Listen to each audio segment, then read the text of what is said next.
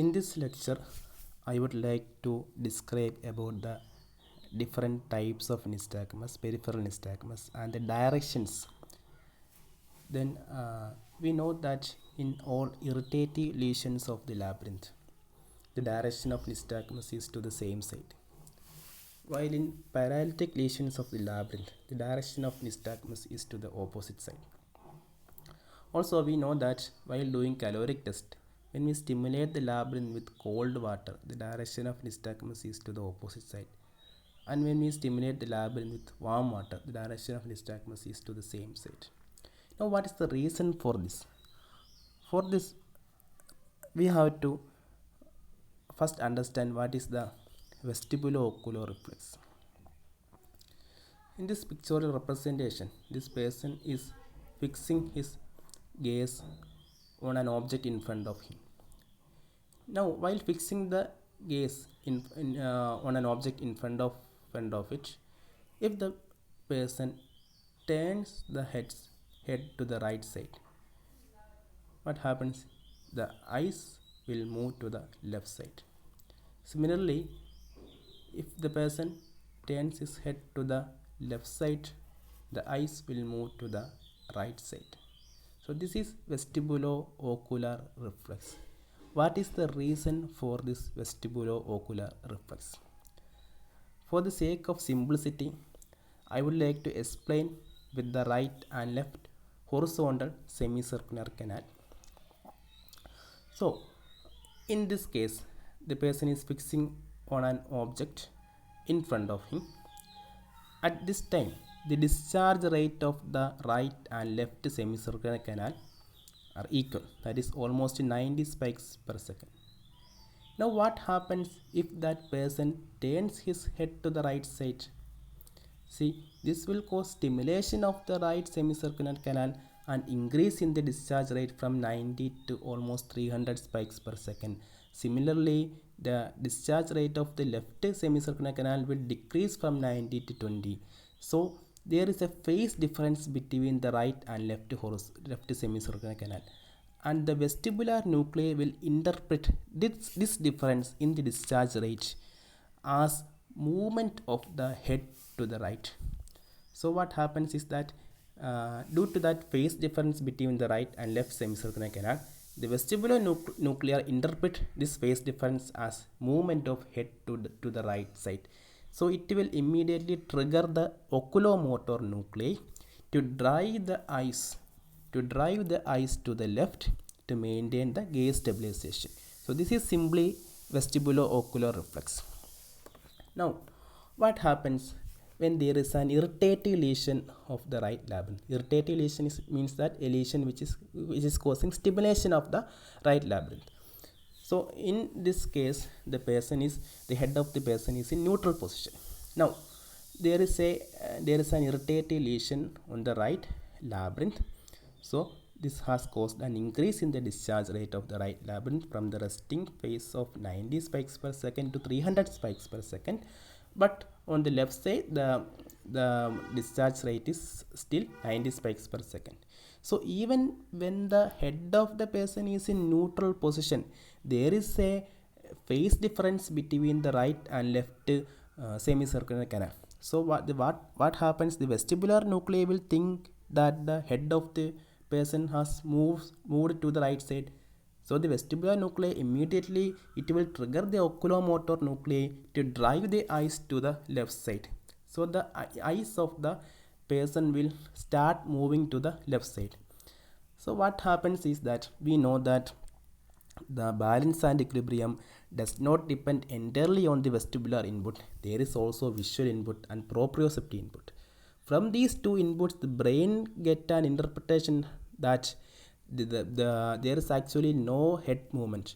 So the brain will initiate a resetting movement which is much faster than the first movement. So this resetting movement, we appreciate this resetting movement as the nystagmus.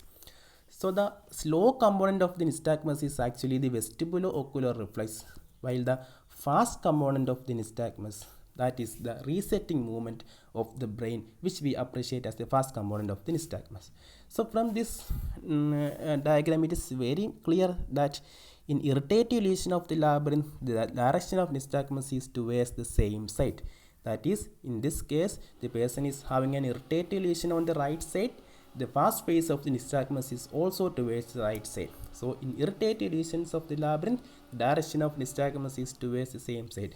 This is similar to the caloric test when we stimulate the labyrinth with hot water. When we stimulate the labyrinth with hot water, it's almost similar to an irritative lesion. That is, we are stimulating the labyrinth. It's almost similar to an irritative lesion.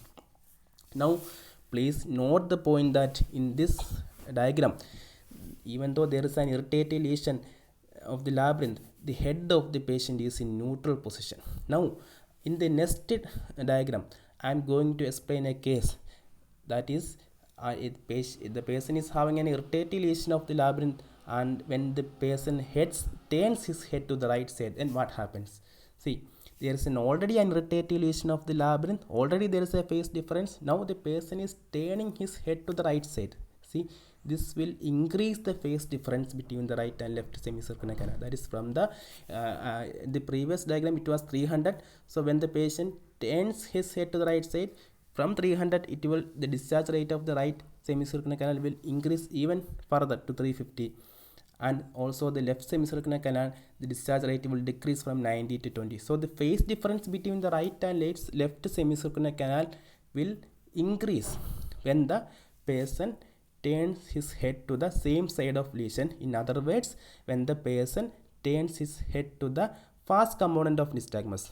Please understand that the fast component of nystagmus is also towards the right side. So when the patient is turning the head to the fast component of nystagmus, the phase difference in the right and left semicircular canal, which was already present, now increased. So what happens? The degree of nystagmus also will increase. This is simply the Alexander's law, which states that nystagmus increases as on looking to the fast phase. So this is the simplest explanation of the Alexander's law. That is, nystagmus increases as the patient looks to the fast phase. Now, what happens in the opposite? If the patient turns his head to the opposite side, that is, the patient is having an irritative lesion on the right side, but the patient is turning his head to the opposite side. Now what happens is that it will cause stimulation of the left labyrinth and inhibition of the right labyrinth. That is, from 90, when the patient turns his head to the opposite side, here the discharge rate of the left semicircular canal increased from 90 to 200, and the discharge rate of the right semicircular canal, it was starting point, it was 300. Now it decreased to 250. So the phase difference decreases. That is, the phase difference between the right and left semicircular canal decreases when the patient turns head to the opposite side.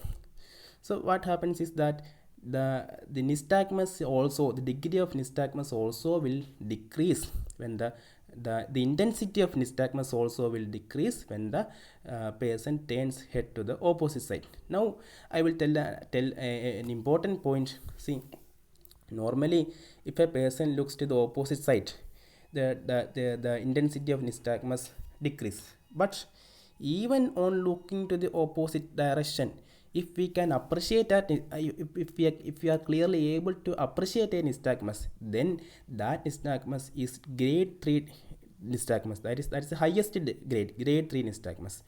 Actually, it is we can simply appreciate nystagmus by asking the patient to turn his head to the same side. See, when the patient turns his head to the same side, the phase differences increases, and we can appreciate the nystagmus. So if the nystagmus is present only on looking to the fast phase, that is only grade 1 nystagmus. But if the nystagmus can be appreciated even on looking to the opposite direction, that is, normally when we ask the patient to look to the opposite direction, the phase difference between the right and left semicircular canal will cancel or will decrease. But even on looking to the opposite direction, if we can appreciate nystagmus, then that is the grade 3 nystagmus. Now I am concluding with the last slide. That is, what happens when there is a paralytic lesion of the right labyrinth. See, the right labyrinth is dead. There is no discharge, but on the left side there is a resting discharge rate of 90 spikes per second. So what happens?